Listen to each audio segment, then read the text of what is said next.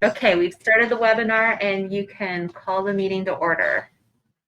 Okay, and Amber, while we're here, what's the best way? I have like the details of the meeting up. What's the best way to see like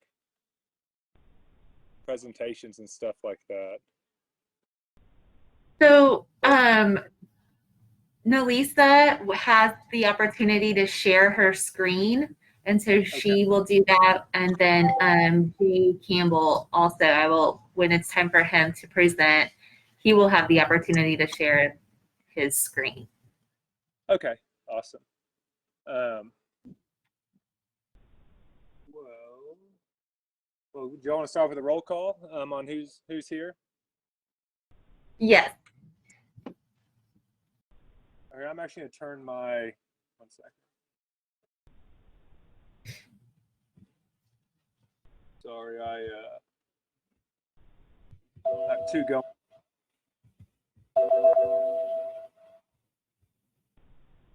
Okay, so William Teton is here, obviously.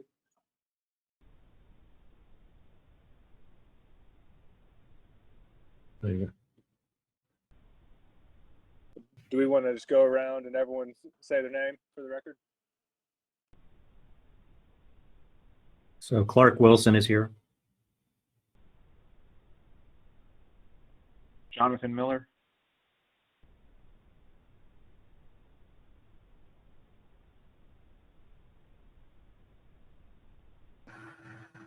Christopher Meekin is here. Christopher Meekin is here.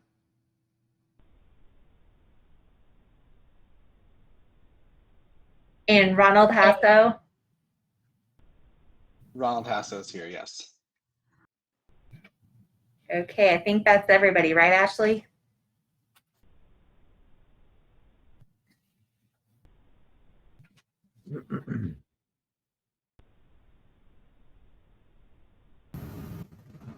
Sorry, I was on mute, but yes, that is everyone who said they were joining us today.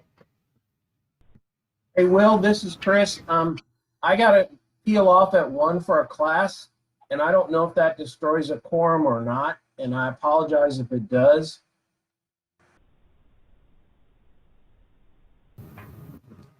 It should not. I think we have enough. We have 5 right now, so even without 1, we should still be okay if you have to sneak up.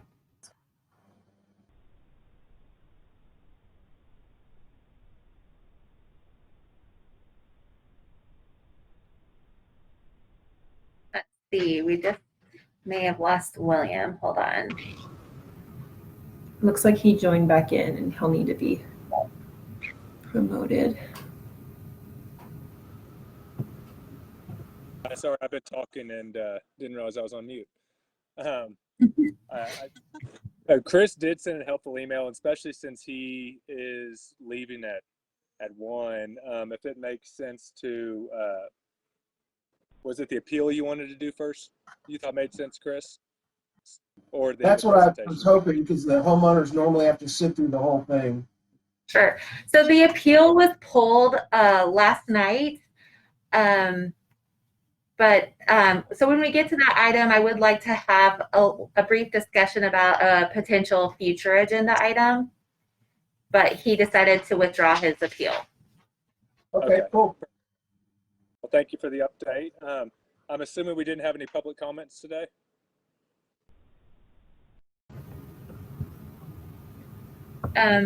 Okay. We've got Sarah Hudson. She has her hand raised for public comment.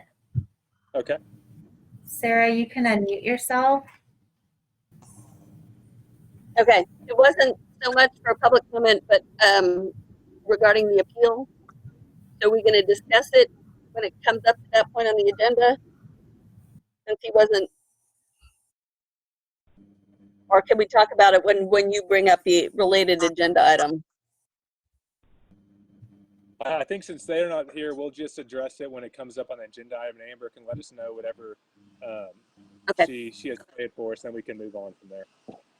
Okay. That's fine. Okay, so moving on to item 2, which is the consent agenda.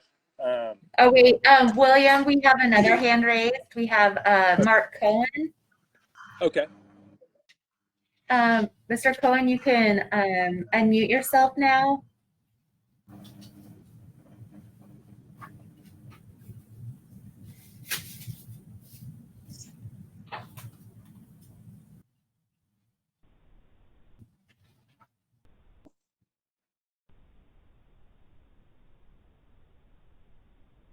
Mr. Cohen, still muted. Mr. Cohen, if you want to try, Okay, join- here now I'm on now. Yes, I filed an appeal. I don't know why, I don't know what's going on, but I did file an appeal. Dealt with Amber and Amy, Ashley about it. So I just don't, I did not withdraw my appeal. Hi, Mark. And I just got your email. I don't know why your email got returned. I see that, I can see it here, but you said it got returned. So we didn't get your appeal paperwork. So we don't have you on the agenda for today. So unfortunately, we can't discuss your appeal because it was not properly noticed. When will I be able to pursue my appeal? I guess our next meeting, assuming, I'm sure we'll do some scheduling between now and then, but it's usually on the first Tuesday, is that right? yeah. Yes. Yes. Oh, man, this is ridiculous. Okay, so what do I do about the bill that I'm contesting? Meantime. You don't have to pay the contested portion of your bill in the Okay. meantime. So, all right, so then we'll wait till the next meeting. Yes. You have my appeal now? It looks Ashley, you do like, have my appeal? let me just make sure it opens. Yes, I do have your appeal today. So we'll get that on the next agenda and we'll be in contact with you about scheduling. I'm sorry about this. I mean, I clicked reply to your email and when I went on today and looked at the utility commission on my inbox, I saw that it had been returned for some reason, which I don't understand. But okay, so my appeal will be heard at the next meeting. Yes, Is that sir. correct? All right. Yep. Well, thank you all very much. Have a very nice meeting, and I'll talk to you next month. All right. Thank you. Thank you. Okay, Amber, any other public comments? I see Jay Campbell has his hand raised. I'm not sure if that's by accident. I'll go ahead and unmute him. Jay, you can unmute yourself. Jay, did you have anything you wanted to say under public comment?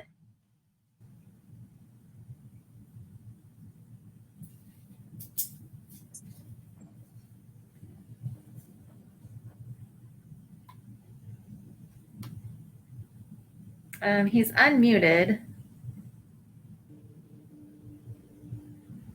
Jay, when we get to your presentation, I'll set you as a panelist so you can share your screen. I think we can go ahead and move on, William.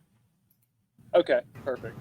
Well, I moving do on also to the- want to say for Jay, he just sent over a memo that he'll be going over today. So I'll go ahead and distribute that to the commission right now, just so you can have a copy in front of you in case he has any issues sharing his screen.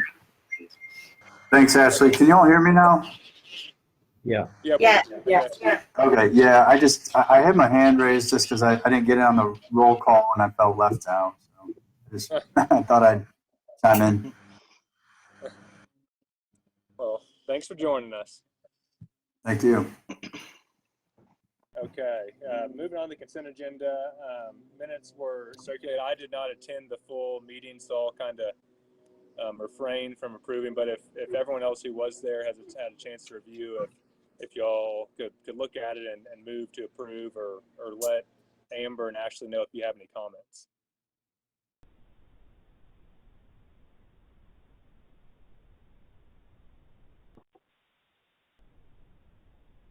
Motion to approve. Do we have a second? Second. Okay, let's see. I get a quick vote on it. All in favor? Aye. Aye. Aye. Hands up. Was that easier? My hand is Yeah, up. I don't have my hand is up.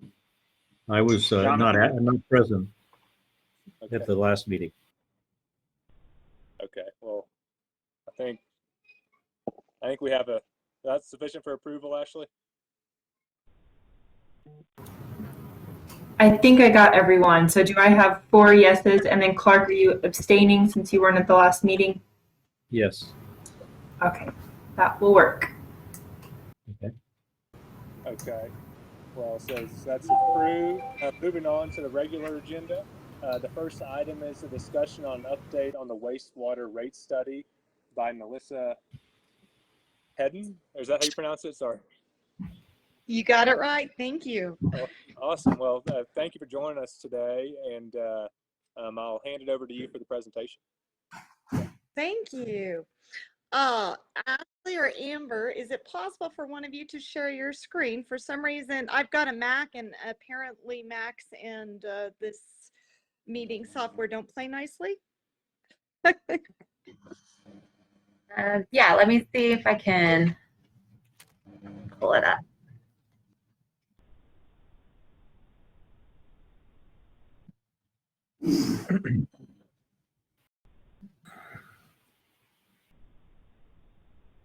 My computer is really slow today.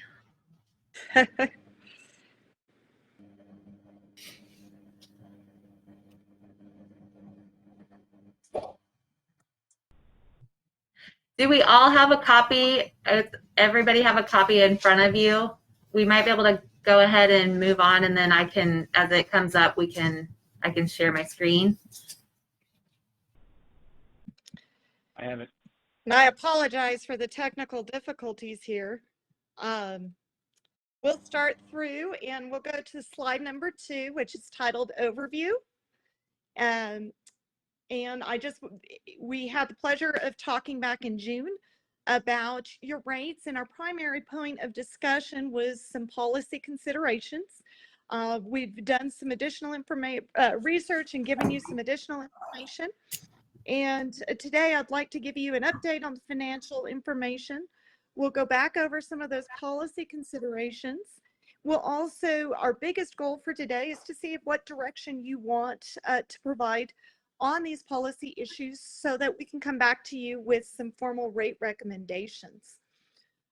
As we begin, we'll go to slide number 3, which is titled Historical Financial Overview.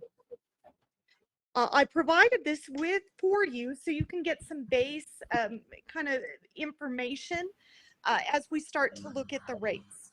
The first piece of information is to provide to you is your 2019 actual wastewater revenues, which was just over $600,000. Your 2020 budgeted O&M expense was about $618,000. I give these numbers to you because your current budgets historically have had some capital improvements, and you've got some money coming in and coming out of your utility fund. So this is just looking at your revenues to operations and maintenance expenses. Your 2021 budget, you see we're going up to $623,000. That's the preliminary budget that's available today. So just if we look at your actual revenues, which we haven't seen material growth, so your actual revenues probably come in pretty close, absent any changes in rates, to the 2019 level. If we compare that to the 2021 budgeted O&M expenses, so a 2-year difference, we see about a 2.8% increase. So if we made 0 changes at all, and all we were doing was adopting rates to recover that differential, we'd be looking at about a 2.8% rate increase. We are, however, recommending 2 additional changes or to your operations and maintenance expenses for the purpose of developing rates. The first is to increase the City of Austin wastewater disposal fees from the budgeted amount by about $22,000. This is when I look at what the City of Austin's current fees are and compare that to what you've been sending them in the form of wastewater. The second line item I would recommend adding is a vehicle replacement reserve contribution. in the amount of $16,857. The recommendation for the vehicle replacement, if we go to the fourth slide, is developed based upon looking at your current vehicle inventory and the useful life or anticipated useful life of each of your vehicles. If we divide that out, we come up with an annual contribution of the $16,857. The recommendation here is to build the $16,857 into your rates, so your annual rates recover this amount above and beyond your annual operations expenses. The recommendation would be this money is set aside and put into a designated fund for vehicle and equipment replacement. Conceptually then, this would mean every time you need a new vehicle, you would have the cash available to replace that vehicle as necessary. I would like to get some direction from you all on the vehicle replacement and determine if you want that included in your revenue requirements. I have a question. We Those can vehicles change are that. used for, excuse me, the vehicles are used for both wastewater and water utility and possibly other utility or city business as well? Amber and Ashley, my understanding was that these are for wastewater. Is that correct? Yes, it looks like Amber just got kicked out of the meeting. We're trying to share our screens and we are having all sorts of difficulties. Sorry about that. Let me try to get mine shared while she gets back on. One minute.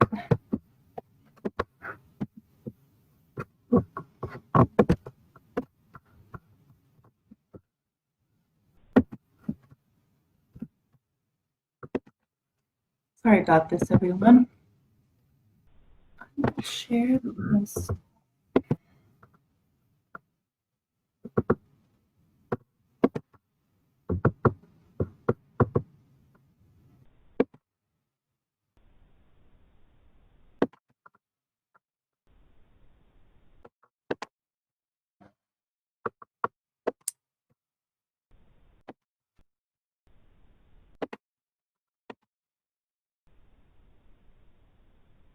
And if you'll scroll, I think we're on the fourth page. Okay, are y'all able to see it? Looks like it's thinking. Yeah, yeah.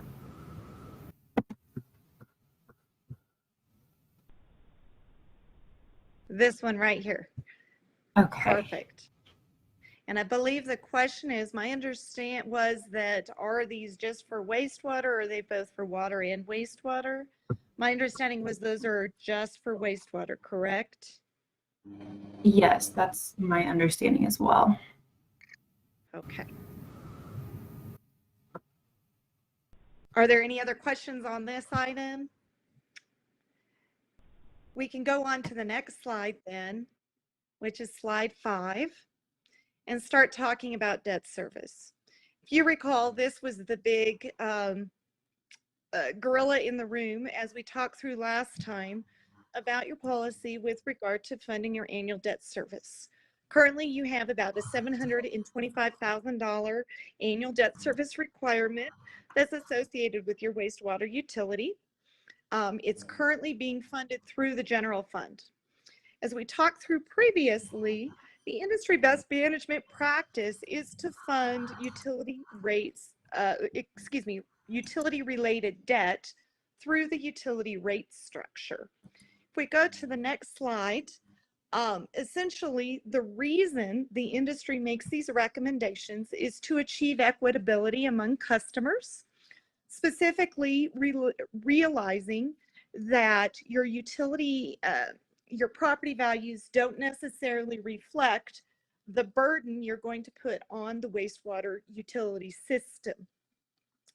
That being said, should the city decide to proceed with funding the annual debt out of utility fund rates, then that could potentially free up $725,000 in financial burden off of your general fund, allowing you to fund other programs, or allow you to reduce your property taxes by approximately 6.6 cents. This is a hard pill to swallow because if you recall, in 2019, you had $606,000 in wastewater utility revenue. So it doesn't take a lot of financial modeling to add those two numbers together and realize that would more than double your rates. That being said, let's go to the next slide and talk about this item in a little bit more detail. One of the items here on this slide 7, I have provided you some background with regard to how this would impact customers. I pulled 11 actual customers from your billing system and looked at their winter use and their annual use. So the customers listed, oops, we lost the screen. Sorry, everyone, I'm trying to make our council member a panelist real quick, and I'm not sure I'm able to do that. No, I'm unable to, and we're all frozen up. But let me get back over to our screen. My apologies. Okay. No worries. If we're looking at this slide, what I've done is provided some comparisons. I need to emphasize this is an entirely policy decision on behalf of the city. While it's industry best management practice, it's completely your discretion on how to do it. My role is to give you information and outline some options for you and for you all to give me directions from a policy perspective of how you'd like to address the issue. That being said, on this slide, you'll see 11 customers. You'll see their average monthly use. The first 5 customers in that first column are all residential customers. The bottom 6 customers are commercial customers. The residential customers, I provided their winter average, if you will. The commercial customers are billed based off of 100% of their water consumption. That being said, the next column over, you'll see their annual wastewater fees that they've paid in a full year based off of your current rate structure. The third column over, which is highlighted in blue, is what if we were to add that $725,000 in debt and spread it out across all customers evenly on a volumetric rate basis. I have to emphasize this is not an indication of the total impact to customers, because when we get into base charges and how we calculate winter averaging, etc., that may tweak this, but this is to give you a gauge. So I took the total $725,000 in annual debt service and divided it out by your current wastewater billing units. And you can see the increase in customer consumption or increase in the wastewater bill associated with that debt. You can see in some cases it's very, very high amount of increase, more than double. The fourth column over, you'll see the tax assessed property values per Travis County valuations. The fifth column over, you'll see the actual annual property taxes each of those properties paid. Again, these are actual properties in Rollingwood. And then you can see the next column, the second to last column over, you'll see the wastewater savings, or excuse me, their savings or their debt portion of the property taxes. So then you can see the following, last column is their net variation. So essentially everybody's wastewater bill goes up and everybody's property tax bill goes down. But what you'll see here is the customers who go up are mostly going to be your customers who are using more wastewater. The customers whose bills go down are going to be the customers who are using less wastewater, typically on the residential side. On the commercial side, you'll notice you do have some commercial properties with very, very low usage, but very high or higher property valuations. Looking at specifically commercial customer 3 and commercial customer 6. Those customers are using less than your average residential household, but their property taxes, they just are paying a lot in their property taxes. So those customers, because those are likely retail stores or bigger establishments that are really only using sewage for flushing the toilet for their employees or customers. Whereas you'll see commercial customer 4 and 5 would see a very large increase in their total bill to the city of Rollingwood because how much they're using. If you focus on commercial customer 4 and 5, you'll see those customers are using well beyond 100,000 gallons of water in a single month. But their property values are not commensurate with their demands on the system. And so these customers would see a fairly large increase in their total bill should the city decide to change some of that cost burden. This analysis looks at kind of a big picture in the total debt, but I wanted to give this to you just so you can understand where inequities may exist and grapple with the policy. We talked quite a bit that on the same note, it could be argued that customer number 6, commercial customer number 6, they have that wastewater line going in front of their property. They have the ability to dispose of more service, and therefore it can certainly be argued that that customer should have to pay that for their pro rata share of their ability to dispose. You can argue it both ways. This is just, again, something I'm bringing to your attention as a policy issue that's different from industry best management. If we go to the next slide, I put together some scenarios for you that looks at what your rates might look like should you adjust the proportionate share of debt that's funded through your utility rates. A couple things I want to emphasize. This is preliminary numbers. Any changes resulting from our conversations, whether we talk about how you change your winter averaging, or whether we're going to include the vehicle replacement reserve fund in the revenue requirements, these numbers will change. But I wanted to give you this to give you some samples of what your rates might look like based off of different policies. So scenario 1 looks at what those rates would look like if you put 100% of the debt immediately starting next year in your base rates or in your utility rates. This table is for residential customers, and we would have to look at a $50 or more base fee and a volumetric fee that's more than double what you're currently charging. I am not recommending this scenario. I think that this would cause rate shock and confusion among your customers. The second scenario is only looking at status quo, where you're not funding anything through your rates, but we do have to reflect that increase in your operations and maintenance expenses of 2.8%. Also, the increase of the City of Austin fees and the increase of your vehicle and adding that vehicle replacement reserves. In totality, these all add up to about a 10% roughly increase in costs without an increase in growth or demands on the system.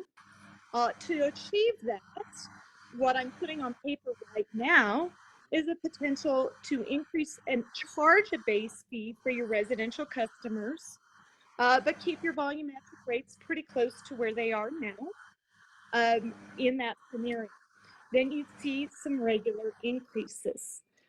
On the base fee, if you recall, we talked about this a little bit last time about your fee structure, that you're not charging a base fee currently.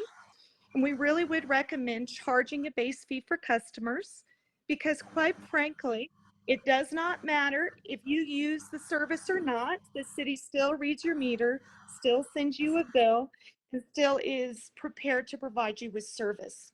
So by charging a base fee, you're recovering your kind of, for lack of a better description, the cost of serving customers. The third scenario you'll see I've outlined here is what I'll call a transitional implementation plan. What this seeks to do is to increase the portion of debt that's funded through your utility rates a little bit each year. I took it in baby steps at 10% a year to reach a goal in 5 years. So half of your utility rates are recovered through the base charge and half remain to be covered from your general fund. In this instance, we'd see small increases in both the base fee as well as the volumetric rate each year. Let's go to the next slide, which outlines those same 3 scenarios, but for commercial customers. So scenario 1, again, is looking at your rate structure of what it would need to be to fund 0%. And I apologize, scenario 1, it says 0. That did not get changed. That is 100% of your debt through the base chart, through your utility rates. In the wrong spot. Grab one. Thank you. In that instance, your base fee would be increased from the existing base fee of $78 and need to go to $100. And then your volumetric rate would also need to increase from $7.81 to $15.14. And then we'd see increases each year thereafter, which is really just keeping up with inflation. Under scenario 2, your existing commercial rate structure is sufficient to meet your revenue requirements. So while we talked about the residential customers you're under recovering from right now, but on your commercial customer side, your existing rates, if you're not funding debt through the rates, are sufficient to meet those revenue requirements. In looking at scenario 3 then, you'll see we'll have 2 years where the existing commercial rates are also sufficient to recover the commercial customer's share of debt, or 20% of the debt. But to get to 50%, you'll see where we'd need to increase those commercial customer rates after that, starting in year 2023. Let's go now to slide 10 and talk a little bit about the next policy issue, which is winter averaging. As you recall, last time we talked about this I'm sorry? Okay, I didn't know if somebody needed, okay. If you recall, last time we talked a little bit about this as we talked about your rate structure. And one of the issues we've identified is some potential with your winter averaging. As a refresher, your current policy is that residential customers do not pay a base charge. Instead, they pay $7.81 per 1,000 gallons for use based off of the 3 lowest months between December and March. So it's a 4-month period, and currently you pick the 3 lowest months, and that sets the customer's winter average. Commercial customers, they pay based off of their actual water consumption. That is in line with current existing best management practices within the industry for commercial customers, because in theory, a commercial customer who is using water for exterior or outdoor purposes would have a separate irrigation meter. Therefore, their water use is reflective, or assumed to be reflective, of what's being sent back to the city in the form of wastewater. Let's go to the next slide. In addressing this issue, it is my opinion that we need to start looking at, or the city needs to look at, your policy of how you set your winter average. I've provided a table here that shows the number of customers historically in the last year who have had winter averages in these different ranges. So out of 540 customers, 87 of those customers, or 16% of those customers, had a winter average set to 0, which means those customers never pay a sewer bill for an entire year. 41 of those customers used 1,000 or fewer gallons, and 48 used 2,000 gallons. So in totality, almost 1/3 of your customers are billed for 2,000 gallons or less of sewer. So 33% of your customers are being billed less than $16 a month. Let's go to the next slide. What I've provided for you is some samples of what utilities in the Central Texas area are doing, very close neighbors of yours, what they're doing with regard to setting their winter average for residential customers. Starting with the city of Austin, they average the months of mid-November through mid-March, which is a standard, regular, and expected averaging period. However, customers have to have 100 gallons per billing period for that billing period to be included in the winter average. So in other words, if it's not 100 gallons, it's thrown out of the averaging process. If a customer has 2 months or more that the average is less than 100 gallons, then the city of Austin throws all of their average information out and then sets their use at 5,000 gallons for the next year. Let's go to the next comparable utility, or the next sample utility, which is going to be West Travis County Public Utility Agency. They use the months of December, January, and February for their winter averaging, and they throw out any months with 0 use are completely excluded from the analysis. So if there's 0 use of any of those months, it's thrown out. So if you've got 3 months and one of the months is 0, then they only use 2 months. If they don't have a 3 months with actual use, then they set it at the district-wide winter average, which is redetermined each year, roughly in the 6,000 or 8,000 gallon range. If we go to the next slide, we'll see Travis County WCID's number 17. They're using mid-November through mid-February for their winter averaging period. Customers with no usage history have an average set to 8,000. So if they don't have any usage, they get an 8,000 gallon assumed use. They do not have any tariff or ordinance defined protocols in place for what happens if a customer doesn't have use in just 1 or 2 months. The next one is Lakeway Mud, which is the next slide. Lakeway Mud bills their customers bi-monthly, so the customers get billed every other month. So they examine 2 billing periods, which is their November through January period, and that's mid-November through mid-January, or their January through March billing period. In those 2 billing periods, they pick the average of the lower of the 2 billing periods.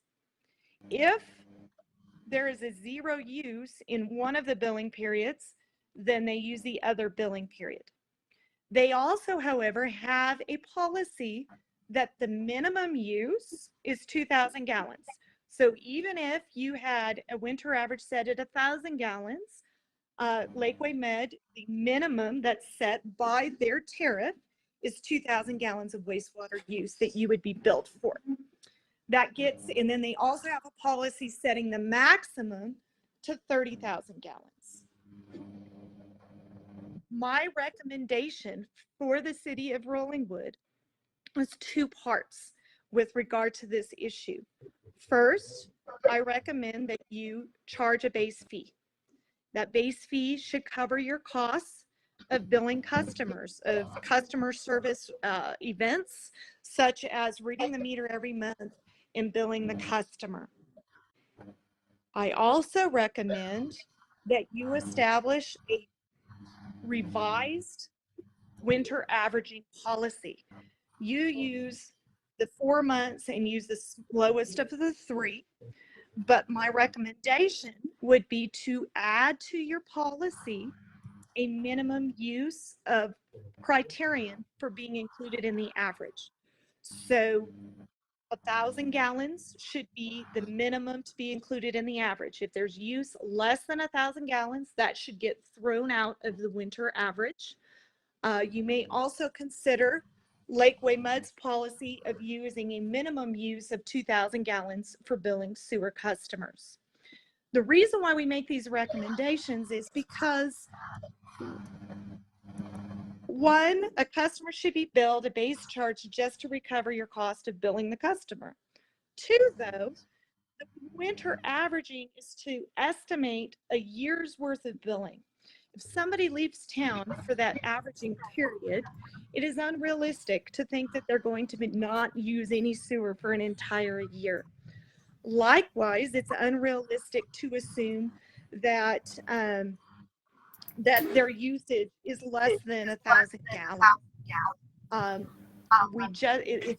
They're using at least 2,000 gallons if they're home. If a customer, you can augment those policies for allowing customers to put their account on hold, where you would charge them a fee if they're going to leave town for the winter and they go winter somewhere else. Then you would charge them a disconnect fee. You'd put their account on hold, and you'd reconnect them when they come back into town. So you turn off their water and their sewer. That's one option available if a customer's out of town.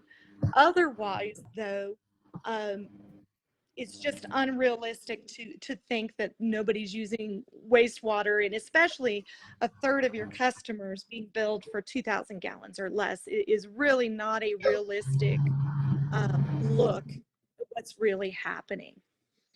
If we go down to the last slide, you'll see here I've outlined kind of the 3, and I apologize, there really should be 4 bullet points here of policies that we would love to get your feedback on in order to bring you final rate recommendations. The first policy is reserve funds, and specifically, should we include the $16,000 in vehicle replacement reserves in your revenue requirement and design rates to recover that? The second question is, how does the city want us to proceed with regard to debt service funding? Do you want the debt service to continue to be funded out of the general fund, which is fine, all from the utility fund, or some sort of hybrid or transitional plan? And the third question is related to policies surrounding winter averaging, and what relief could be, or what policy you want to look at for your winter averaging. And then the fourth would be consideration of charging a base fee for residential customers.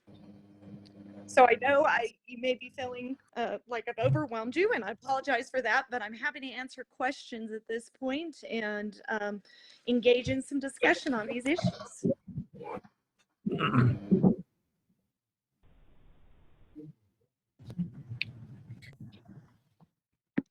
William, Sarah Hudson has her hand up. Sarah, do you want to speak? Yeah, feel free, Sarah. Please go on.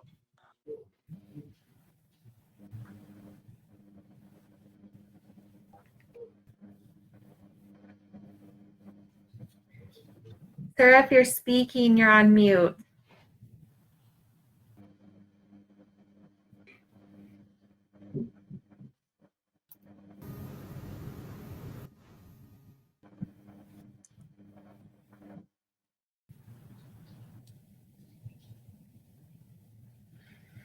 She's still on mute.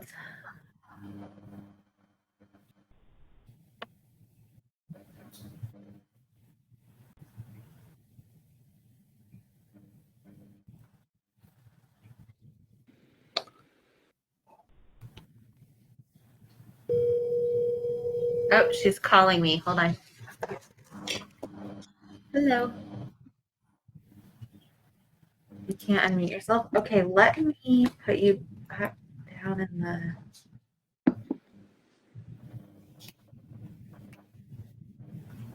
I'm gonna remove you. Okay. Okay, can you try it? You want to try back? Like try to join again?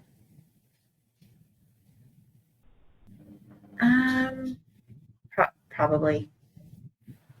Okay. I'll let him know you're trying.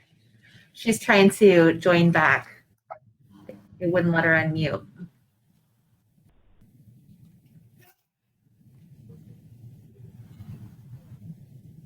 It really is. It really is. We are lamenting about how frustrating it is to do virtual meetings. Okay. Technology is great when it works. Otherwise, we have problems. It fails us.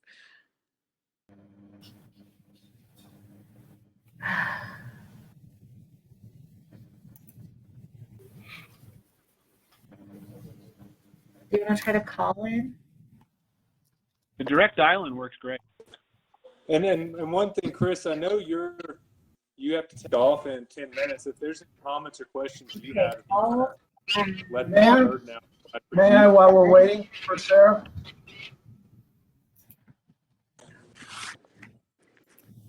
Will, may I talk while we're waiting for Sarah? 8088. Okay, let me know. Okay, thanks. Bye. Okay, she's gonna try to call in.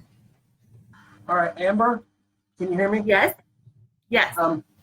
While we're waiting for Sarah, may I throw some thoughts out before I have to peel off? Absolutely. Thank you. Melissa, thank you so much. That was wonderful and comprehensive, and we really, really, really appreciate it. That's something we should have been doing a long time ago. Really appreciate it.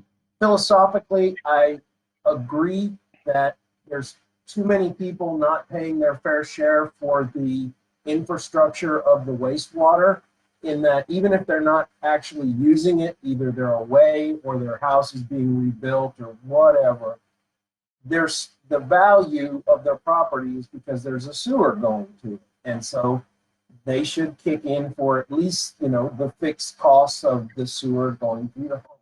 So on a philosophical level, I get it. So if it were a perfect world, I'd say there's fixed costs and there's variable costs, and we should all pay our fair share of the fixed, and then, meter the wastewater, which of course we can't do.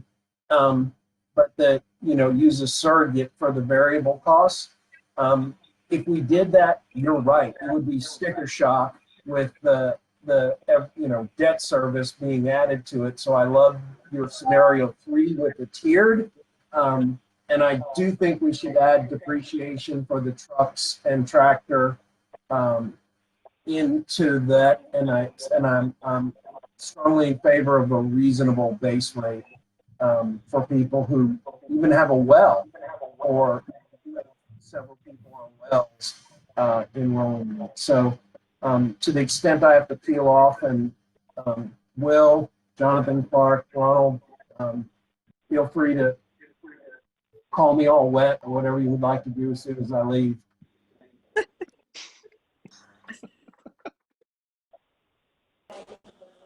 Thank you, Chris.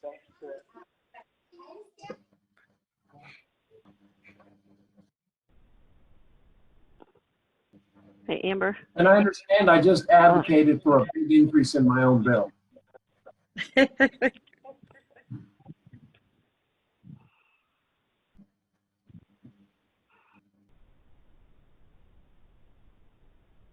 So am I in here now? Yes. Okay. So a couple of things that I want to correct assumptions, I guess. Our winter average is based on 5 months, not 4. Starting November through March. So we do take the 3 lowest, but it's based on 5 months. the trucks that the utility department has are not dedicated just to wastewater use. So they use those for water, for parks, for roads, for everything. So I don't think we should have to cover the full cost for the trucks in the wastewater fees. And I don't want to double check because I would agree with that, Sarah. Amber, the list of the vehicles, was that just for the ones for wastewater, or was that everything? I think we asked that question and you said that that was just wastewater. No, Sarah's right. I'm sorry if I gave you a misunderstanding about that. She's right. We share the vehicles amongst all of the departments. Okay. Based off of that information, then I would recommend we charge the pro rata share in the utility rates. In other words, if it's split a third, being water, wastewater, and public works, then I would say you do the same pro rata allocation and just charge a third of it through your wastewater rates. I would also say that there are a lot of people in Rollingwood that use less than 2,000 gallons of water a month. That is actual usage. My rate has been 1,000 gallons for years because one person living in a house average 35 gallon average per day. That's right about 1,000 gallons a month. The zeros, a lot of those are construction, and they shouldn't be considered in our default average at all. And I'm really concerned that we have still not adequately addressed them paying their fair share while they're under construction. Because if we take it out of the taxes and put it on the rates, and they're not using anything, then they're really not paying anything. Correct. On construction, there are two ways to address those. The first is to have an actual construction rate for homes that are under construction. Within that, then you would give them a base charge for the services or that are effectively on call, and you would establish a separate rate class for them. So in other words, if a house is being torn down, that house that would be now classified as a construction rate, and then they would be reclassified as residential once they get their certificate of occupancy and the owner retakes the property. That is one way to deal with it. The second way to deal with that is base charges. And the third way is, again, having some sort of policy to address a minimum assumption of use. So And for those the are all homes options. where I was going to say, for the homes where they demo and they don't start construction right away, some of them just cancel their service. And we have not had a reconnect fee if they had service there, but they just choose not to use it. So then they wouldn't be paying a base fee either. So we need to address that situation. That's a great point. To the extent somebody basically is demoing a house and then it's just a vacant lot, so it's not in a construction category, it's not an active residential category, then in that circumstance, you could charge them a standby fee to address that. If it's a very prevalent issue that happens for extended periods of time, which it would be effectively a base charge. So in other words, you're charged a base charge as the same amount as your base charge as a standby fee.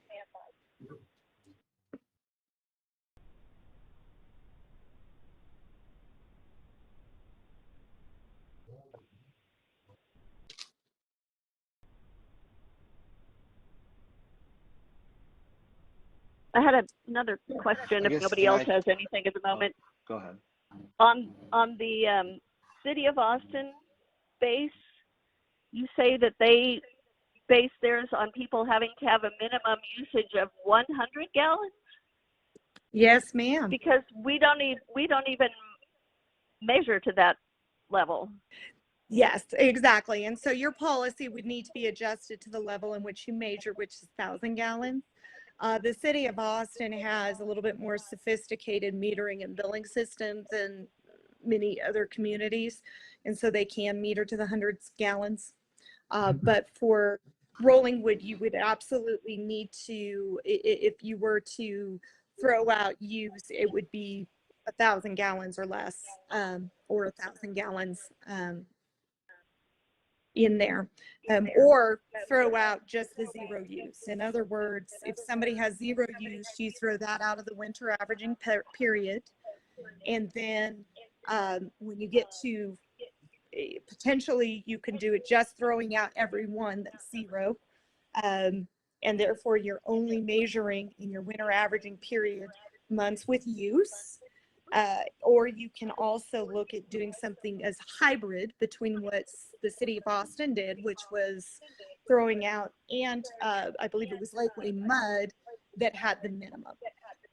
Quite frankly, you get to the same end point if you just throw out the zero use, which is what many communities do. Is if you don't have usage, we're going to throw it out of the average because it unrealistically weights that average lower.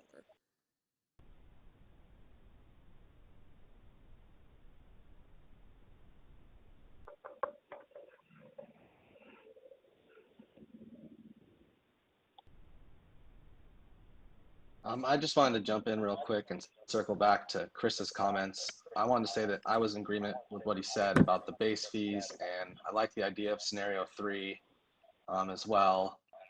And I think that we should throw out any zero usage numbers and set a minimum use of some number that we're all comfortable with. That would be my preferred course of action.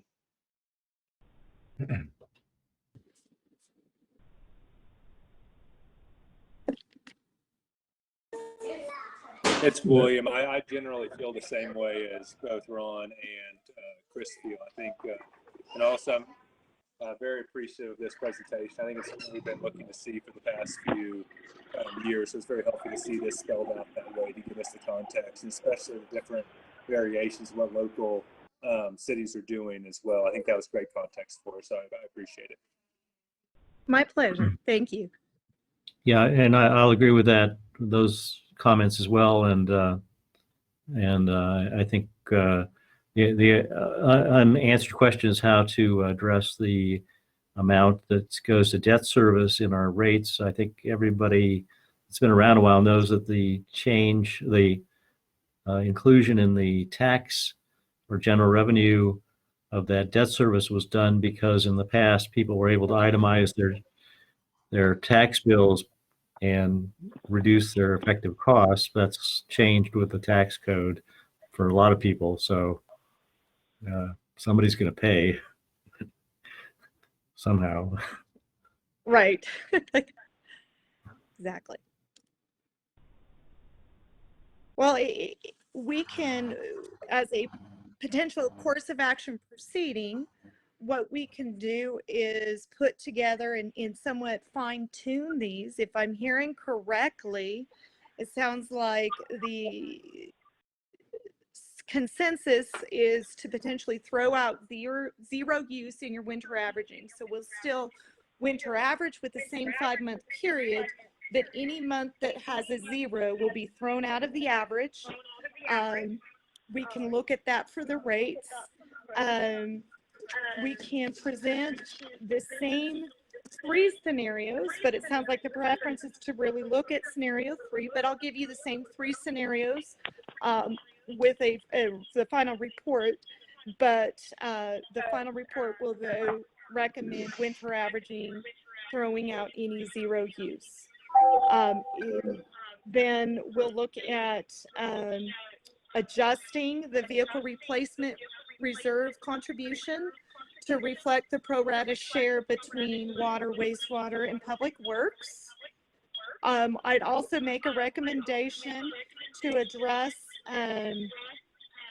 the construction use and make some policy recommendations as far as how to treat under construction properties as well as tear downs. And in that final report, we'll outline the options of how to address that.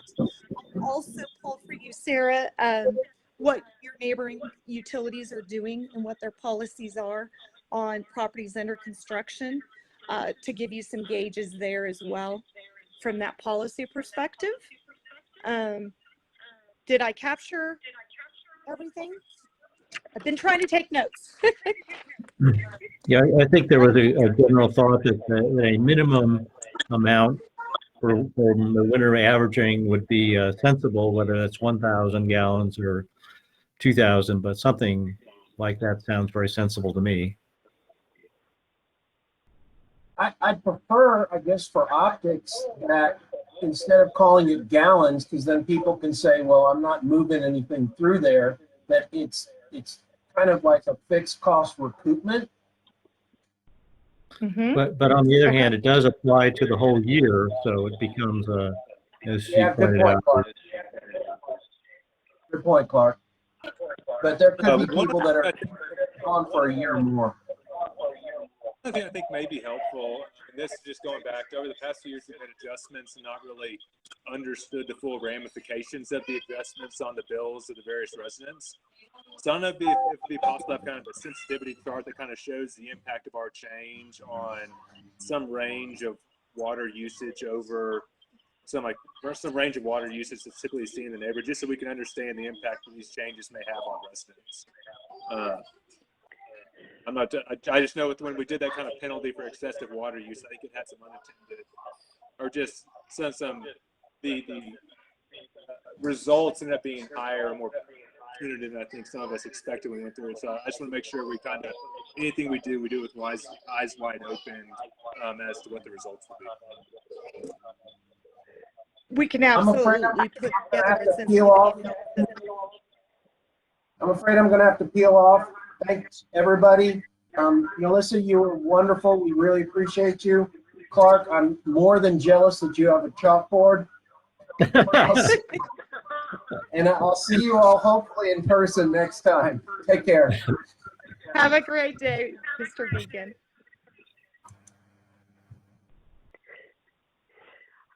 I think we have to be real careful about eliminating zeros, and we have to decide at what point we eliminate zeros, because a monthly reading of 0 may be totally valid. If somebody uses 990 gallons of water one month, but they haven't flipped the meter, that would be a 0 reading. And the next month they use 1,020 gallons, and then they get a reading of 2. And so really they had essentially 1,000 gallons each month. But if you throw out the 0, then you're skewing the calculation. Sarah, I can look, let me work with your billing company to understand the rounding of the meters, and we can run some scenarios looking at that for you. So I think they don't round to the meter. I think they just, they read it, and whatever the last digit is that shows up, but that's the 1,000th place on the usage. So if that hasn't flipped over, then it's the same reading as last month, because you're only reading to the nearest 1,000 gallons. Sure. Let me double check with them on how they're doing it, because there are some instances where there is some rounding that happens when they upload the data, but we'll look at that. And then within that, let me give you some scenarios and some examples of how that would be to address that specific concern, which is a valid concern. I would recommend then you have a policy where your billing company submits the winter averaging with the data and flags those who had a 0 thrown out. so you could go back and look at the months in their actual usage history. In other words, those would get flagged. You get a report with the 60, 80, whatever customers fell within that category. In this instance, it was over 80 that had a 0 total use.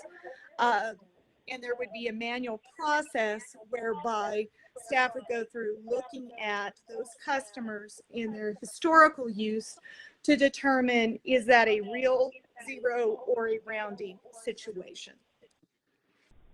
Yeah, there's a lot more accounts that have at least 1 0 reading in the 5-month period. Mm-hmm. But that 84 or however many accounts are the ones that had a winter average of 0. That's so correct. They had at least probably 2 of the 5 readings were 0, and then a reading of 1,000 or something. So they were less than 1 on their average, and it shows up as 0. That's correct. You're right. You're absolutely right. Wouldn't a minimum so, usage of get rid of that issue? I apologize. Would you mind repeating that? I'm sorry. I said, wouldn't a minimum usage of 1,000 gallons eliminate that? Yes, sir. But you it hit the nail should on be the head. it should be a minimum on your winter average, not on each month. Correct.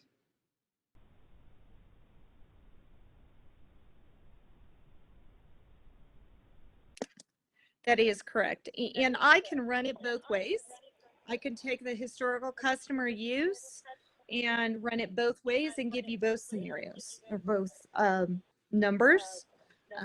And so you can kind of evaluate. There are absolutely pros and cons to each way you do it. Unfortunately, because we don't meter sewer typically, there's no perfect solution. Each solution is going to have some pros and cons to it, and you've got to weigh through those pros and cons for your unique situation in your community to find the one that's best fit for you.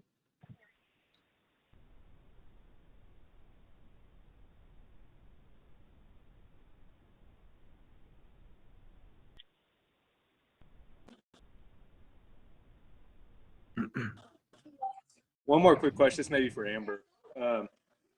If I know we're going to get to this later, but with the electronic water meter testing, if we end up adopting that program, does that get more specific readings for wastewater as well, or is that not covered, wastewater? It would, yes. Thank you. Yes, it definitely would, because all that data is what would end up in your billing system.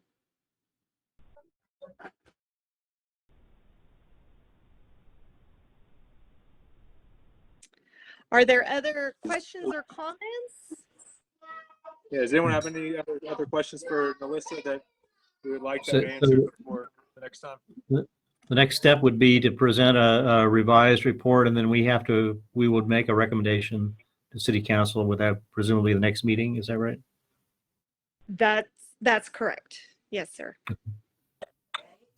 And Melissa, Unless you all, based on go what you've ahead. heard today, what would be the timing of the next round or the next kind of more detailed scenario? Would that be in 1 month, 2 months?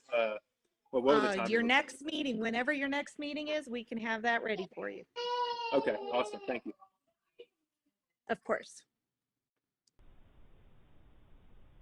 Well, with that, I will take your comments and formalize some recommendations, and we'll have that for your next meeting. Awesome. Thank you very much. We appreciate it again. My you. pleasure. Thank you. Thank you very much. Thanks. Have a great day. Bye-bye. Okay. Item 3 done. Moving on to item 4 is discussion and possible action on the interpretation of the city administrator and applying the direction of the Utility Commission issuing the water bill adjustment at 3220 Park Hills Drive. Amber, is this where you wanted to give us an update on where we were on this one? Yes. So I believe all the information was in the packet.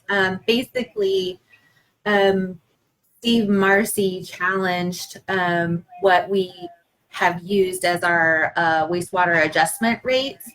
I think it's interchangeably referred to as the wholesale rate and the wastewater adjustment rate. But in the past, I'm just using what has been increased in the past, which is $5.67, which is $1.02 above the wholesale water rate to capture some of those fixed costs that the city has for our own staffing and to cover there are additional charges that the city of Austin charges us.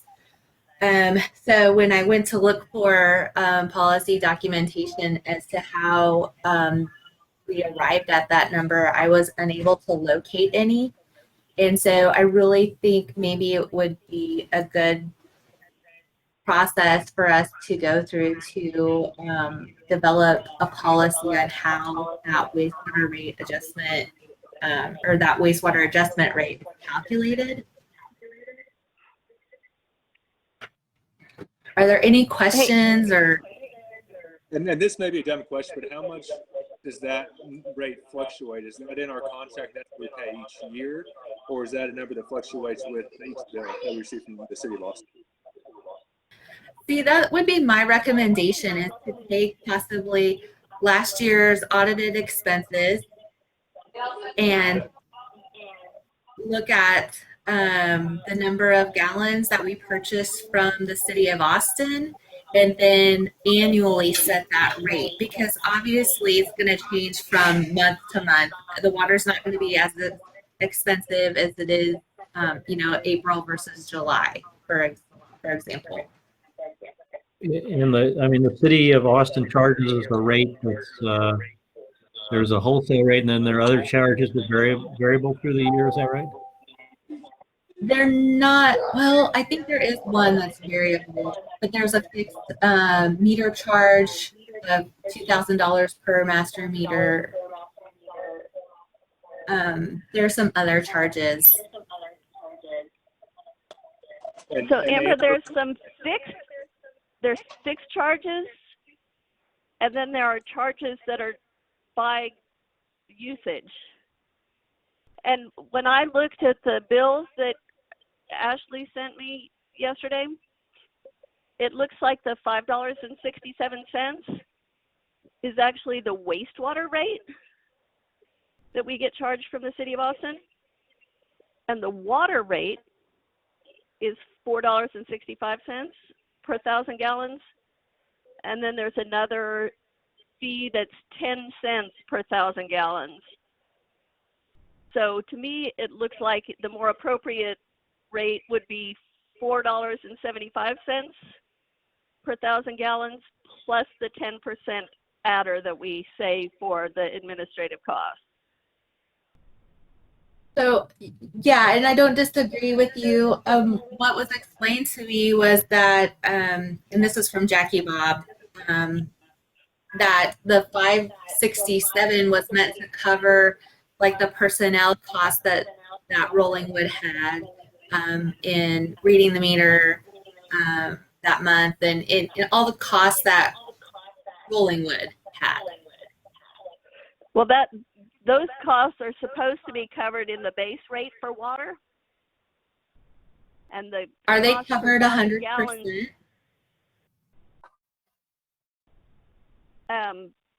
Probably not completely, but for appeals purposes, we are trying to recover the cost to the city for the excess water usage, and they're already paying the base rate is.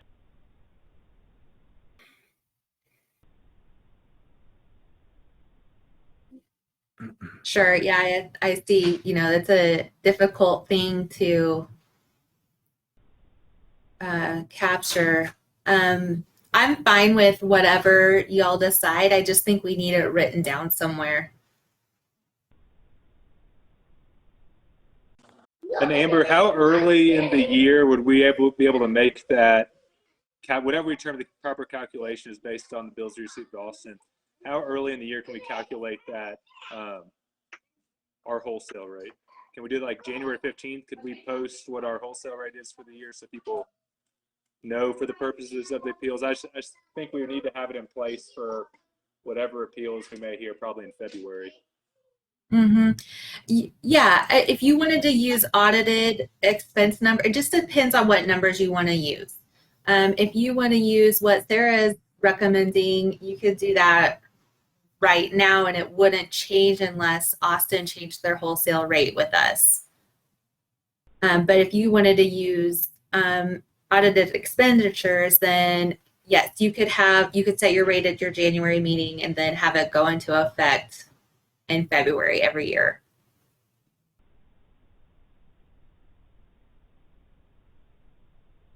Just so we have the context, when do we usually receive the audited expenses for a given year if we wanted to take that approach? Usually January.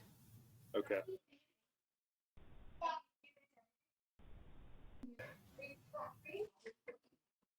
So yeah, as I'm thinking about it, council approves in January, so you could usually, sometimes February. You could count on them being implemented in March.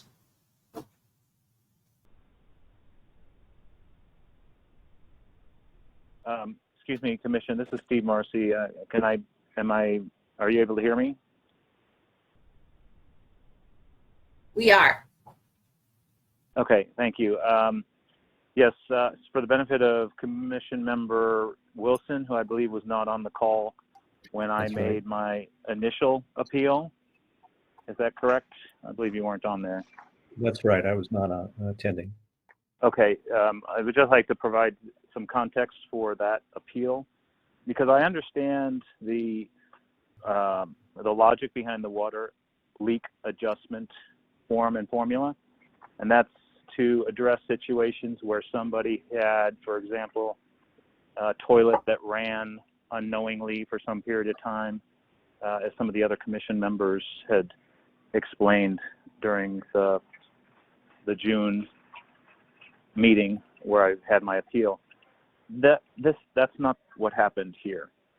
We had bought this property, got our first bill. It's an unoccupied property. It's our current home is in a different part of Rollingwood that we've lived since we bought in 2011. So we have a long history of a responsible water use. Outgrown our current home, so we bought this new home with the intention of adding another bedroom to the second floor. So it's unoccupied. And that first bill after we purchased came back, since there's nobody there, 0 usage appropriately. And then the next month got the bill and it was 32,000 gallons. So we immediately suspected a leak, went and checked everything, went and checked the inspection report from when we bought the home, checked to make sure that the irrigation system was not, was set to off, which it was. I can provide you pictures of the lawn to prove that. No signs of any leak, no signs of any usage.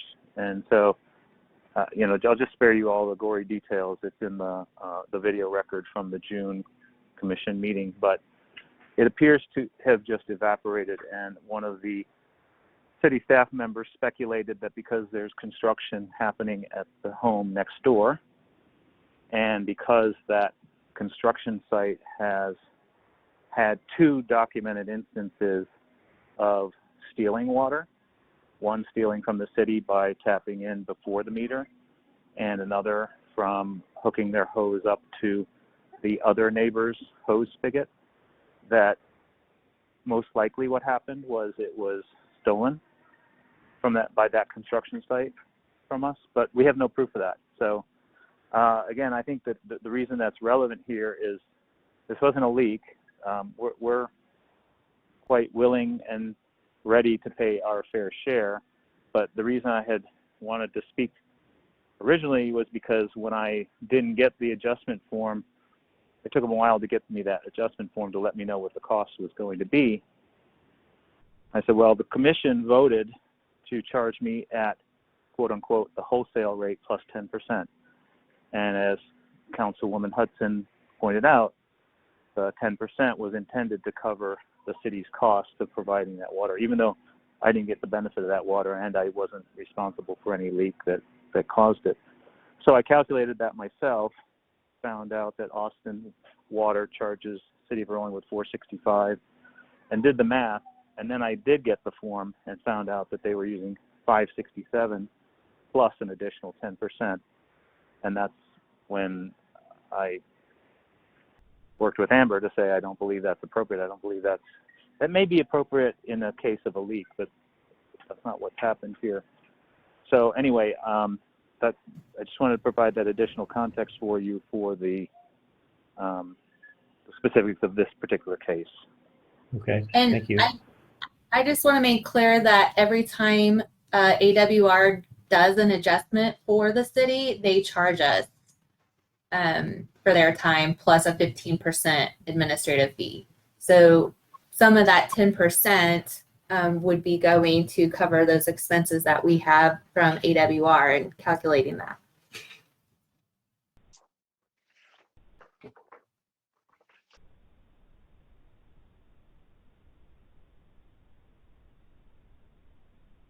So I guess to sum up, we would like to put something on the agenda next month, and we can have another conversation. In the meantime, if there's any information that you would like to see of staff, just let us know, and we can get that.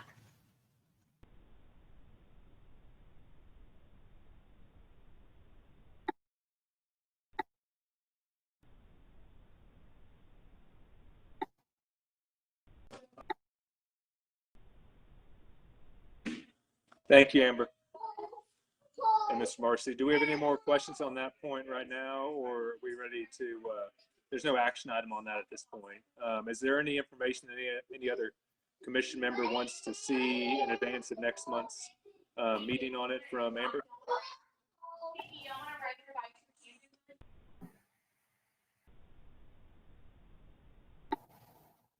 Not at this time. I think I'm good. Okay. Well, take that as a no. And Amber, can we email you if there's anything that we think of in the interim that might be helpful for people to review in advance? Absolutely. Okay. Perfect. Well, thank you all very much for that. It looks like we finished up item 4, moving on to item number 5, presentation and discussion of the 2013 capital improvement plan for the water system and streets. I assume is Jay, are you giving us an overview of that, or Amber? Yes, sir. I'm here. Awesome. Okay. Well, look forward to hearing about it. I'll pass the baton over to you. Okay, thank you. Want to make sure, hopefully everybody by now has the memorandum that was put together for this. If you don't, let me know. We'll take a moment just to make sure it was received. I believe it was, Ashley, was it emailed, or how did we post this? Yes, I emailed that out right at about 12:15, so it should be pretty close to your inboxes. If anybody is missing a screen and we could go over it together, just let me know if you all have it and if you're ready for me to proceed. Yeah, I have it. Yep. I have it and I'm ready. We're good? All right. Ready as well. Okay. Well, I put together this memorandum. I was asked to provide a summary of all the CIPs that we've looked at. LMV has been helping out the city for almost 10 years now. We have CIPs that we put together dating back to 2011. CIPs are usually should be done every 5 years. I think 4 to 8 is a good range, but I think 5 years is pretty typical. So starting with streets, we did a CIP back in 2013. Basically, we drove all the streets. We had a grading system where we marked down any type of pavement failures noted. Based on the condition of the road, the streets were prioritized, and then improvements were recommended. So that resulted in a CIP that we put together that was about 6.5 miles of streets that were milled and overlaid. There's a few other improvements that occurred with that improvement project. There was some curb and gutter, some ramps, sidewalks, road base repair, pavement markings, and then a right turn lane was added to Edgegrove at the Bee Cave Road intersection. The total construction cost for that was just over 1.5 million. And that project occurred between October 2014 and August 2015. Now, I think generally the streets are in pretty good condition. I think there are a few streets that are a little banged up that probably could use some attention. I think Edgegrove is one that kind of comes to mind. And Edgegrove is one of the streets that did not receive an overlay back in 2014. And I think the DPW did some of their own work right at the intersection of Rollingwood and Edgegrove. I think that is something that needs to be looked at probably pretty soon. I provided a figure that actually shows the areas that were addressed in 2014. I think I'm going to go ahead and share my screen. I know you all probably have your own, but it might be easy for me to kind of point things out at this point on the shared screen. So,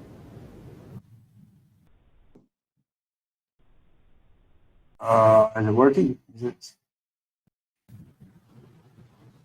You all see my desktop? Yes, we Yes. can. No. You can.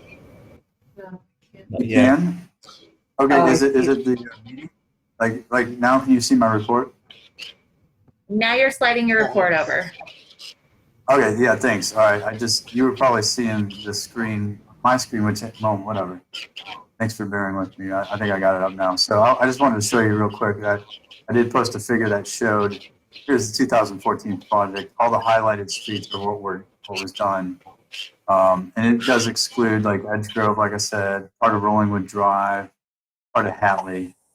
But, you know, I mean, I drive the streets on a regular basis. I think generally the streets are in pretty good condition. And, you know, there was some crack sealing that was done not too long ago.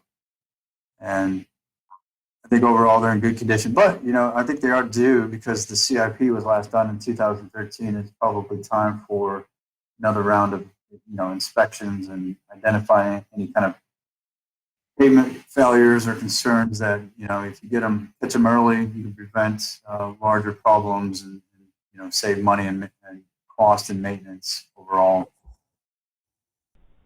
So I think that covers streets for the most part. Are there any questions on the street CIPs, what we've done in the past, or any inquiries on what we should do in the future? Or any questions at all? Okay. Well, I'll take that silence as a no, but feel free to interrupt me at any time. Moving on to the water system. Back in 2011, OMB was contracted to do a water modeling project. We created a hydraulic model of the water system and analyzed the existing and proposed water distribution infrastructure. We look at capacities, water quality. We look at various ways to improve the water system and develop CIPs. CIPs they're basically created with the emphasis of capacity, like I mentioned, but also water system reliability, health and safety, and just to minimize maintenance and overall costs.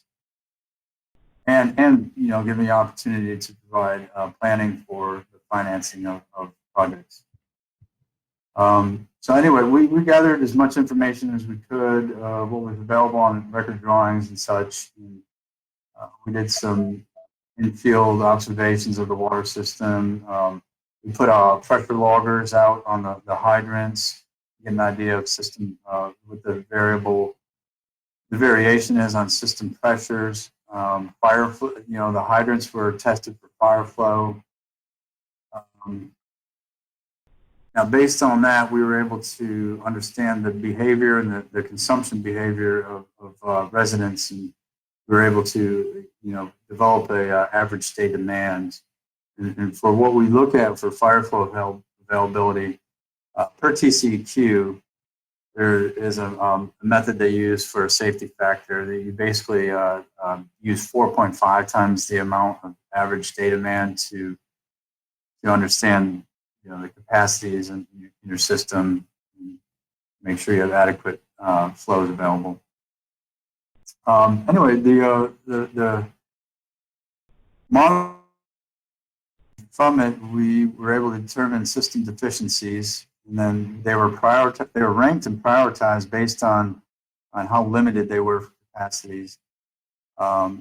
Once that was compiled, we basically were able to go into the model to create proposed conditions where we could model in improvements and then understand how much they would benefit the system and what areas they would benefit, so we would know how many end users or how many residents would actually benefit from each potential improvement. From that, we were able to develop two major water system improvements, the 2012 Water System Improvement Project and the 2014 Water System Improvement Project. I think we can take a look at the map real quick. Yeah, while I'm here, so for the existing condition, we determined areas with fire flow capacity issues. Keep in mind this is the 2011 condition, but we're able to identify. You can see the orange and red are the more severe, the red being the worst conditions. Seeing that you can see on Timberline, there used to be a 4-inch line along Timberline. There's now an 8-inch line. That was one of the projects that we developed. But you'll see a couple hydrants that are inadequate. When I say inadequate, that's with the fire flow recommendations by ISO. Recommending at least 1,000 GPM, but typically 1,500 GPM. And it can go up from there based on the size of the home and the architecture. A lot of homes in Rollingwood are rather large, and they require at least 1,500, if not 2,000 GPM. And usually that, in most places in the city, that's not going to be available. So the remedy is to provide a sprinkling system. And I think a lot of these new homes going up now have sprinkling systems. And that is reviewed and approved by the fire marshal, Michael Lacey at Westlake Hills. Now moving on to this map. I don't know, it might be a little difficult to see on your screen, but it's color coded based on the age. If you see a black line, it means we don't know the specific age. All other colored lines we've been able to track. So this exhibit will show you what was done in 2012 and 2014. And like I was mentioning, Timberline, that was all done in 2012, and it was all 4-inch, which has now been replaced by 8-inch. And 2014, there's just places all around the city where we determined the most beneficial replacement of water lines, which we felt like benefited the most number of customers and was the best bang for the buck.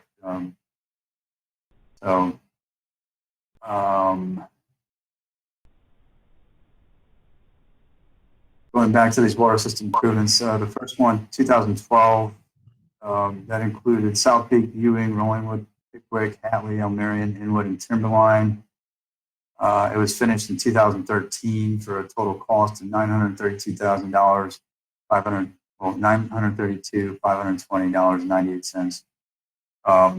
And the 2014 project included Ewing, Pickwick, Gentry, Riley, Farley, Vale, Vance, Rockaway, Hatley, Elmerion, Inwood, and Randolph. That construction occurred between 2014 and 15, and for a total construction cost of $1,022,998.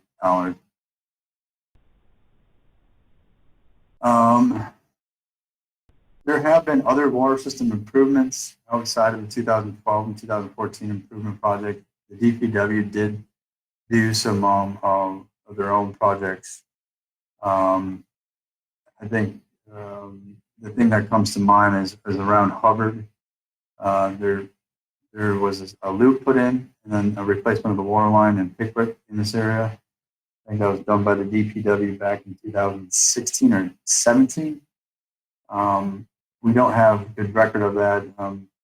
We might look into what Jackie Bob has available for that, but there were some improvements like that the DPW did on their own. The LMV is working on the 2020 conditions for the water model. Basically, we've put together all the water system improvements and the water line abandonment that has occurred over the last, since 2011. So the physical features have been updated. You know, all the abandoned water lines have been removed, and all the improvements have been added to the water model. At this point, it would be a good idea to do a little more work and actually do a calibration. By calibration, I mean we would have to go out into the field and do some field measurements on hydrant flows and system pressures to get a better idea of what the flow availabilities are at this time. And then from that updated model, we could better define current deficiencies and then potentially model water system improvements. And if you're not aware of the water line abandonment projects project that's been ongoing for the last 3 years, this is the 2011 water distribution system map, and you'll see a lot of lines in backyards along here, and there's some back in here between Pickwick and Gentry. I think there's been some removal of the water lines in this area. So there's just a lot of water lines that are no longer needed, are not being used, and were abandoned actually with the 2012 and 2014 water line projects. And they're not complete at this time. I think a lot of them have been done, but there's still some ongoing efforts to abandon some of those obsolete water lines. So that's an ongoing process that hopefully will be complete in the next year. So moving on from there, I've basically provided at the end just a summary of the improvements. I just gave a breakdown of the capital improvement plans for streets, showing a total here of $3,037,500. And then I've given a breakdown on the water line improvement projects, 2012, 2014, and we've also, I didn't mention this before, but LMV has also prepared construction plans and documents for cul-de-sac water line improvements. A lot of the cul-de-sacs have undersized water mains and are in need of upsizing to improve capacities to better serve flow capacity and for fire flow. And our current estimate, I think it was last prepared within the year, but I think their 2019 cost is almost $700,000 for all the projects, and I believe there's five different cul-de-sacs considered for that. So all that being said, I'm happy to answer any questions.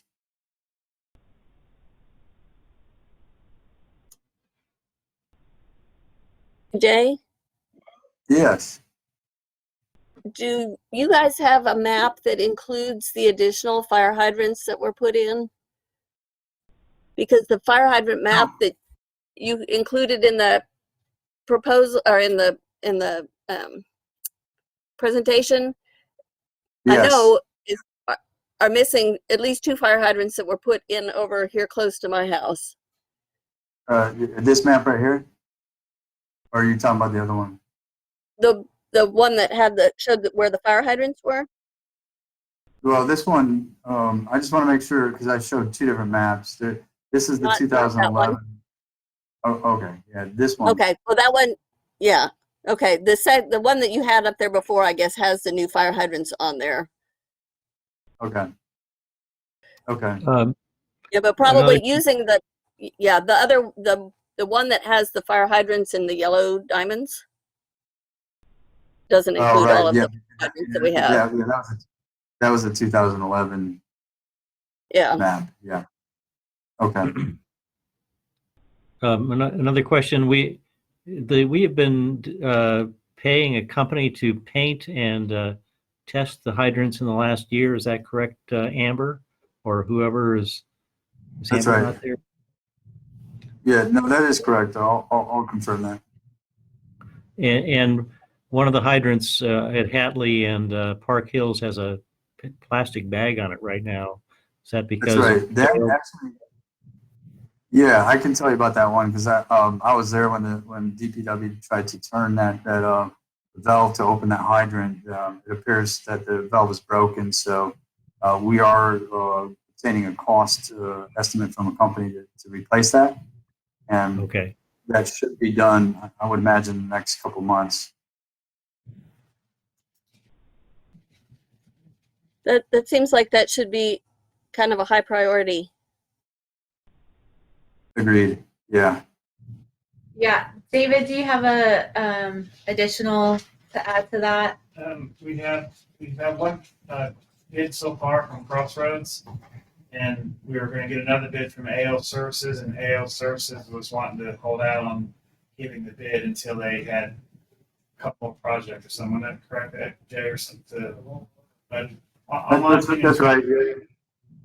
I mean, we could ask AO Services to provide a cost for that hydrant right away. They were trying to group together some other projects that we're considering having them do. We can talk about that offline, but if you want to, we could proceed with having them provide the cost right away and at least do the ARVs, the air release valves, and hydrants right away, and then leave off the other projects. In the Hubbard Pickwick area, we could leave that till later if needed, since that's kind of a We question can mark. talk about that offline, but yeah, I agree. We need to prioritize getting that fire hydrant repaired ASAP. Okay. So Okay. I'll get a quote from AO. We kind of felt like Crossroads was a little bit high, so we're going to get AO's number, and then I'll meet back with you all and give you my recommendation as soon as possible.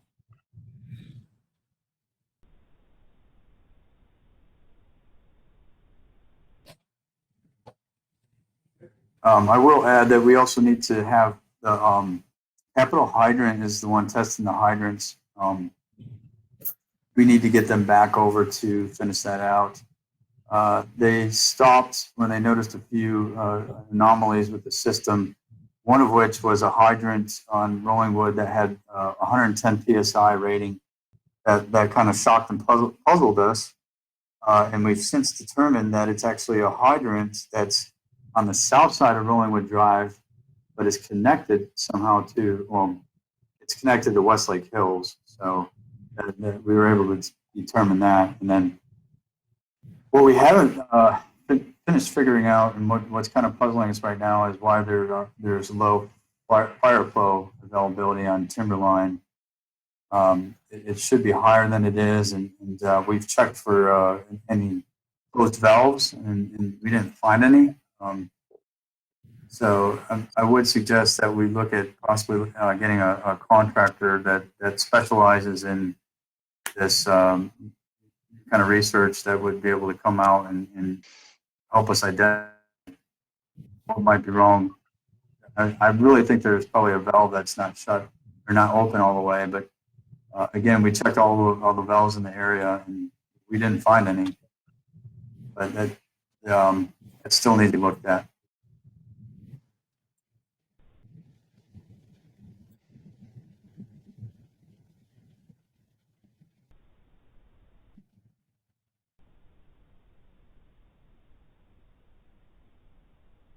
Any other questions at all?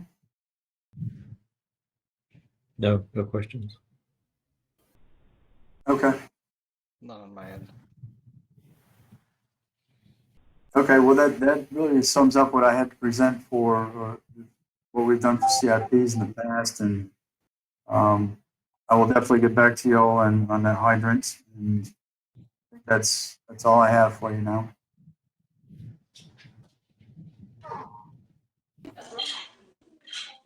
Thank you, Jay. We appreciate Thanks. your time. You're welcome. The next item on the agenda is discussion to identify a process of locating the city's existing public utility easements and in areas where none exist, making recommendations of where they should be located. And Amber, are you going to guide us through that, or is Jay going to help us with that? Sure. Well, Jay can kind of chime in, but basically what we discovered as we went through the IIP was that we don't have a good grasp of where we have easements and where we don't have easements. And K-Freeze said that would be a big project to take on, but wanted to put this in front of you all in the case that we should do that. We should undertake that process as kind of the first step into implementing projects identified in the IIP.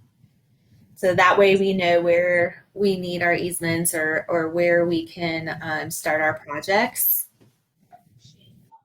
Do we have any database, or is there any consolidation of easements that have been filed over time in favor of the city? Do we have that in a set place to look at that we could document, or is step one just to locate all easements that have been granted in favor of the city since formation? We don't have a database.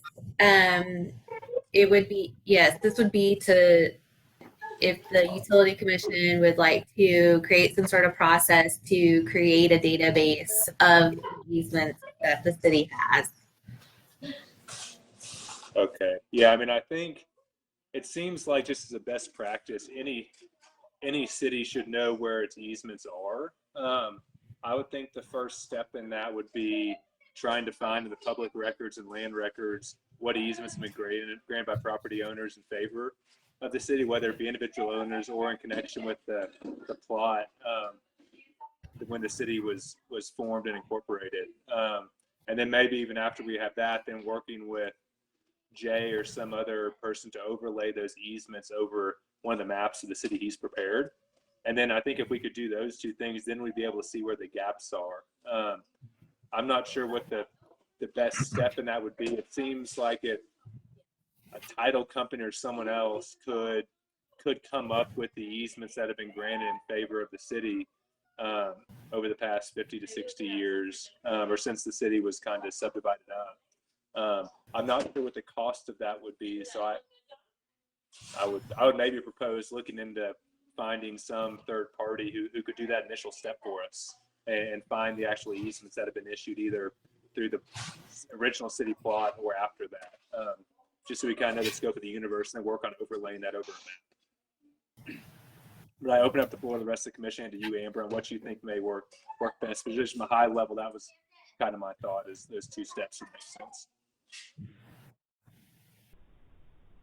No, I totally agree with you. I think what we could do then is if y'all want to make that recommendation for consideration by the city council to go out for, I guess, an RFP for a company, a title company or something of that nature to do that research at the county for us, and then bring that information back. And I think that's the first step.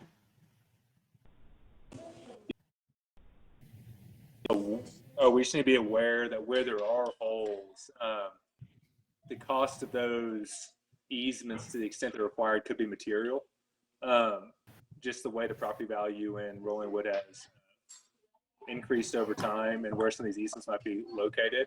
So that's just another thing we need to be thinking of, is where, I guess it's maybe an overall city point, but just we need to understand what those costs may look like and where the money will come from to fund them if we do indeed go start acquire new easements to facilitate our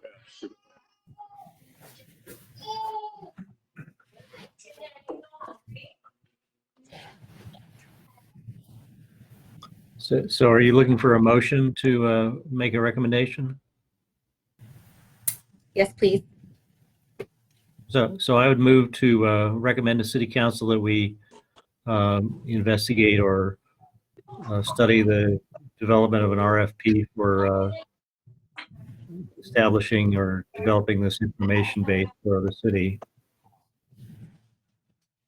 Yeah, and I'll second it. I think the key is we want the city council to do an RFP that's going to find a title company or another third party kind of title researcher to gather all existing easements, whether utility or otherwise, drainage, flowage, whatever they may be, that have been issued in favor of the city by either the founder of the city while it was being formed and subdivided, or after that by individual landowners who have bought properties in the city.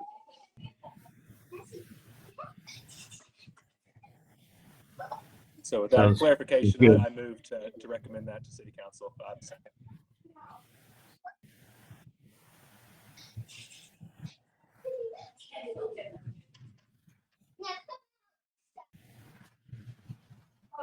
Did we get a second? Sorry, I couldn't hear.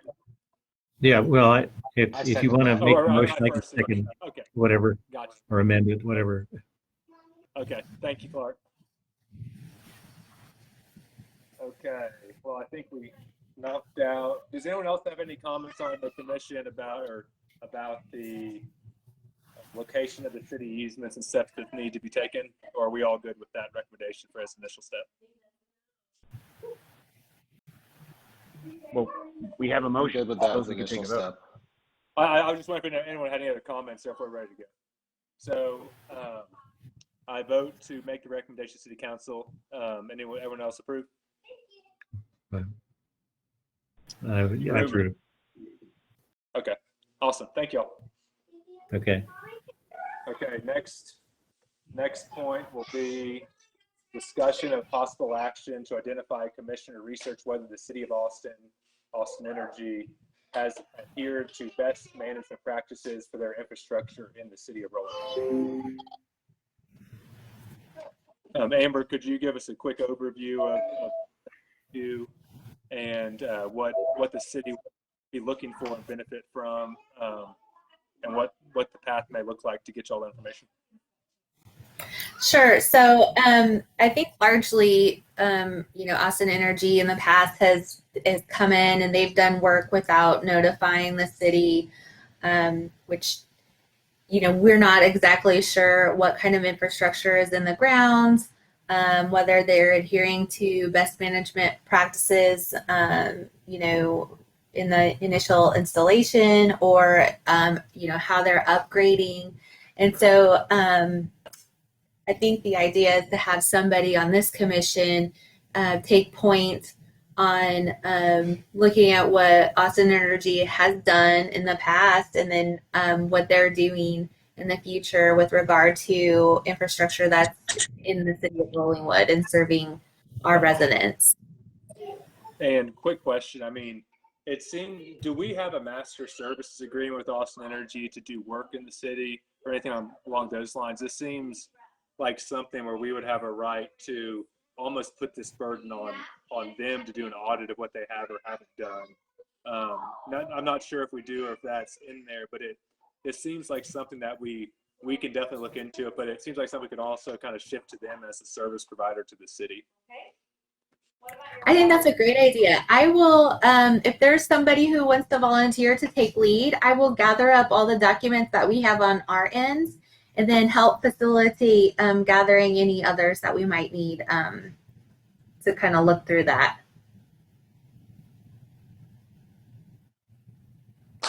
Anyone with a lot of free time in their hands who want to take that on? Not this month. I don't, but this is Jonathan. I have to jump at 2. I will volunteer for this, but I have to jump on to another call now. So, and I know there's 2 other items here, so I do apologize for that. Well, Jonathan, you're going to pay your penance by taking that on. So thank you, and you're free to hop off. All right. Thank you. And Amber, I'll I'm look on- forward. And I'm happy to look at any contracts. I don't think I have capacity to take on the whole project, but I'm happy to look at any contracts to the extent necessary to understand obligations of the city to City of Rollingwood. Okay, great. Okay, I think we're gonna lose quorum when we lose Jonathan. Real quickly, the electronic water meter, AWR has the meters in their possession. They're waiting for digital end units. I guess everything has been very slow because of the coronavirus. And then David, do you want to give them a quick update on the fire hydrant testing? Well, we had been testing and then they stopped because of the pressure had been fluctuating and it had been too low for them to test it. And then Jay decided that we'd go out and look around and do some more testing. And then we were around town. We're trying to find valves that might have been shut in different parts of the where the pressure was low. And we found one valve that partially, not all the way open. We opened it up, and it didn't actually make a difference on the fire flow, on the water flow. And then City of Austin came out and said we have 3 points of connection in the city where we get our water, and one of them wasn't adequate enough to provide the water, but it turned out it was our emergency meter, so it had nothing to do with the fire hydrants. But still, at the moment, we still possibly think that there might be maybe a pressure regulator that's not operating properly because they still won't finish the test. So the company that we had contracted with Right. is not finishing testing until we get that situation So resolved. we determine what's happening with that pressure. We did have some high pressure readings that we found out that it was on the Westlake Hillside. It was there. They actually provide water to 1 or 2 hydrants that we have here. I don't know how that's it to be on the City of Austin water map or something, but I don't know if Jay's still online, but he's pretty. Is he still online right now, Amber? Yes. Is there anything else to add, Jay? No, I think you got that right. I think we could have them complete the hydrant testing though, but I think it is probably a better idea to have some more research done on why there's low flows on Timberline. Like I said, it doesn't add up. It doesn't make sense. There should be better flow to the hydrants there, and I think we may consider, or I would encourage to consider somebody that specializes in that to come out, take a look at it. Okay, so we will get on that. I think that's all we have for our updates. Are there any questions? No questions.